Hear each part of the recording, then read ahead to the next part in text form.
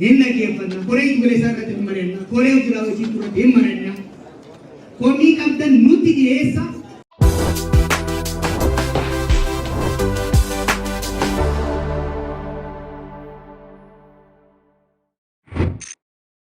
Ashama kabajamtoota dhaggeeffattoota keenya guyyaa har'aan kana Jowaar Mohaammed xiqqoollee taatu dubbatee jira. Egaa yeroo dheeraadhaaf hundi keessan teessanii Jowaar Mohaammed dhaggeeffachuudhaaf sagalee isaa baay'ee hawwaa akka turtan beekamaadha.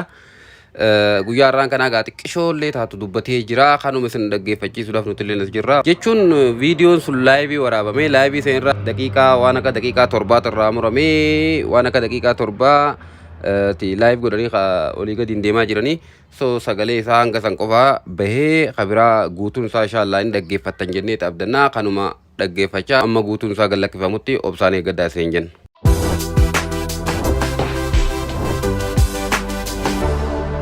Ummata keenya jidduutti akka wal baratu akka wal hubatu akka wal amanu akka daranci irratti hojjechuu tokko sadarkaa uummataa kun karoora baafannee paartiin kunis sadarkaa adda addaatti kan hojjetaa deemudha. Hoggansa keessatti hojjetamaa dhufes gaafiileen ka'anis kanarraa dhufaniiti. Kalammataa jaarmoota jidduutti wanni obbo Bokkalaan kaasan jaarmoonni Oromoo tokko dirqama tokko ta'uu qaban. Garuu wal hubannaa walii tumsuun walii birmachuun cimuudha qaba. Akkuma agartanii jaarmaa odaa wajjin kalee solis seenneera. Adda bilisummaa Oromoo wajjin nu hidhan malee walii galtee memorandum of understanding mallatteessine tumsa walootiin hidhannoo seenuuf qophiirra ture. Tumsi keenya sun nu hidhanii waraqaa keenya cicciramtee battus onnee keenya keessa nu beebaawan tokko waliin jirra jechuudha. Gara biyyoonni tokko jennee harka isin dhoofsifne hojii tokko taanee diif jennee ciifnee korriidhaan bu'aa hin qabu. Tokko taanee tokkummaadhaan gara fuulduratti wal taanee kan hojjennu. Isaan kun sun ta'in qabsaa'ota Oromoo bifa adda addaatiin biyya keessatti haala jiranis kaafaa'uun kan danda'u bitti hammatee kaan tumsee walii galee ni hojjeta. Gara fuulduraatti kana karoora diitee fudhannee kan deemnu ta'a. Sadarkaa sadaffaatti hooggansa. Uummata jeeraa sadarkaa jarmaa hooggansa. Jaarmoonni walitti dhufanii hooggansa jaarmaa tokko keessatti wal hubachuu baannan, wal jaalachuu baannan, walii abboomamuu baannan. wal guddisuu baannan wal masakuu baannan bu'aan qabu.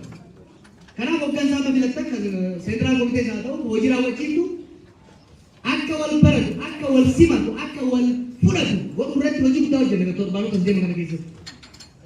Tokko kana.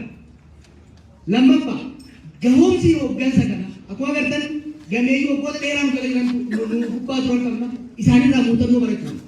Warri jalaa dhufne jirra kan barnoota sadarkaa adda addaa qabu kan beekumsa gumii kanatti fidu hooggansa kanatti fidu qabu jechuudha. Sakkoo osoo hin ta'in ofiirraa baanee jaarmiyootaa fi mootummoota leenjii ga'umsa capacity building nuu kennan irratti hojjennee collective leadership keenya ol kaasuudhaaf hojii bal'aa hojjenna. Kana waan isin jenna jechuudha.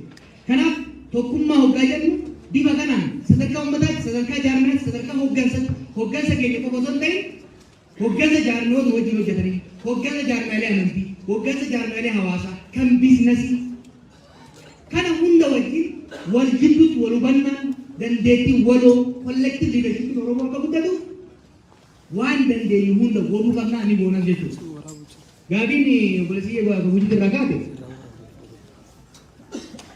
kaafoo irratti godina tokko irraa ka'uun waan gaarii godina hedduu kaafoo komataa ture akkasitti jiran kaafaa was imperfect yeroo dheeraa hamachaa turre komachaa ture kuni soba miti jaarmaa warra shawaati jaarmaa kiristaanota jaarmaa ture dhugaa balbaa miti atruus kana jijjiiruudhaaf hojii bal'aa hojjetamee jijjiiramni guddaan dhufee jira. Namni waan argatetti hin shakkarre rabbiin hin galateeffanne yookiin immoo hooggana hin galateeffanne taphamuuti illee hin guddifame. Tokko akkoolee godhu kan ta'e.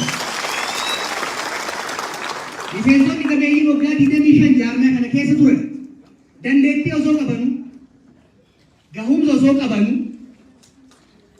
kunoo nagaan bu'anii as taa'anii dargaggeeyyii yeroo dhiyootti jaarmaa kanatti makaman. Amananii itti kennuun significant. Kun significant Sankofaami wal waqarree walitti iyyine probably yeroo duraati bakka Itoophiyaatti jaarmanii kan hojjete jiru. Kootaadhaan boodiin hundi ofii akka filatan godheera. Komii jira komii galeessoo ta'e irratti. Fakkeenyaaf godina tokko tokko namni nu barbaanne filamee jira. Koreen burree godina kan isaan hin barbaanne filameera. Komiin jira. Kan isaan barbaadan hafeera. Gara koree wajjiraa wajjin tuttis hogganoonni kun lamaan isaan caalaa kaafaa ofii Oromoo kan beeku waan duratti fakkaatu. Waliin mari'atanii waan hin ta'a jedhan nu dhiyeessaniiru. Warra koree wajjiraa wajjin nu seene keessaa warri aanotoo seenuu baate hawwu jira. Hojiin mataa.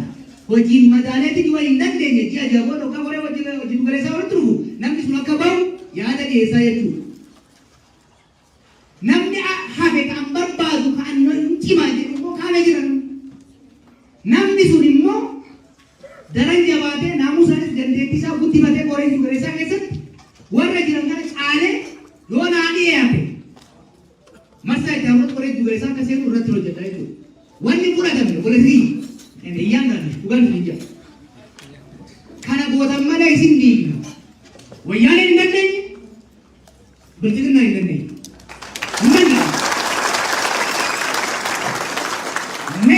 Never threaten Oromo.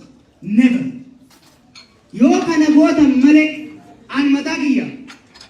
Ergan beeyuu kaafaa ogeessa yoo baate kana sii goona kana gootu malee akka sii goona. Dibbin jennee duuna malee waan itti amanne irraa hunduu hin deebiin. Dhagaa abaa'oo walakkaa ol fudhatee bilchiginnaan abaa'oo diiguu hin dandeenye. Abaa'oo diigameera? Hin diigamne. Hin diigamne. Komii asirraa qabu, komii gulumarraa qabu, kan maccarraa qabu, kan gujirraa qabu, kan boorarraa qabu hin dhaggeeffatu. Waliin mari'atu hin sirreeffatu. Waan an jedhe fudhattan malee Arsiin as keessaa baasa. Shawaan as keessaa baasa. Wallaggaan as keessaa baasa jennaan situ ba'a malee gujiin ba'u si jiru, Arsiin ba'u si jiru. Kanaaf doorsisni adeeroon OMN ture wanni na aarsu yaadii akkanaatti godhamaa ture. Kana gootu malee maallaqa harargee irraa dhufuus irraa muura. Maallaqa wallagga irraa dhufuus irraa muura. Muutu muuri malee jaarmee Oromoo komproomaayisii hin goonu. Diigamna malee haga kennu malee. Kanuma dhagaa komiin jira. Komii qabdan hin dhaggeeffanna. Hin dhaggeeffanna. Koree galeessaa irratti hin mari'anna. Koree jiraa wajjin duratti hin mari'anna. Komii qabdan nutti dhiyeessa. Nuun falma isinii falmina. Boleh siapa gujit si orang tu gujit akan sah. Hagam tak ke iya tu rebe kita miti. Hagam tak ke iya tu rebe kita.